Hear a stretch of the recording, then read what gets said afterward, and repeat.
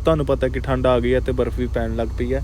ਰਾਤੀ ਜਦੋਂ ਮੈਂ ਟਰੱਕ ਲਾਇਆ ਤੇ ਮੌਸਮ ਪੂਰਾ ਸਾਫ਼ ਸੀ ਤੇ ਸਵੇਰੇ ਉੱਠ ਕੇ ਦੇਖਿਆ ਕਿ ਪੂਰੀ ਬਰਫ਼ ਹੋ ਗਈ ਹੈ। ਬਾਹਰ ਨਿਕਲਣ ਦਾ ਕੋਈ ਮੂਡ ਨਹੀਂ ਸੀ, ਪਰ ਫਰੈਸ਼ ਹੋਣ ਲਈ ਵੀ ਮੈਨੂੰ ਅੰਦਰ ਜਾਣਾ ਪੈਣਾ ਸੀ। ਫਿਰ ਮੈਂ ਅੰਦਰ ਗਿਆ ਫਰੈਸ਼ ਹੋਣ ਲਈ ਇਰਵਿੰਗ ਦੇ ਸਟਾਪ ਤੇ। ਫਰੈਸ਼ ਹੋਣ ਤੋਂ ਬਾਅਦ ਮੈਂ ਕੀਤੀ ਟਰੱਕ ਦੀ ਇੰਸਪੈਕਸ਼ਨ।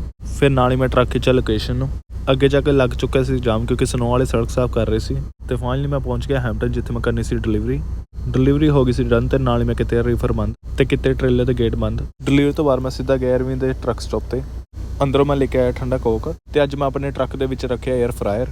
ਇਸ 'ਚ ਬਣਾਉਂਗੇ ਆਪਾਂ ਚਿਕਨ ਨਗਟਸ ਤੇ ਨਾਲ ਹੀ ਅੱਜ ਆਪਾਂ ਖਾਵਾਂਗੇ ਮਟਰ ਪਨੀਰ।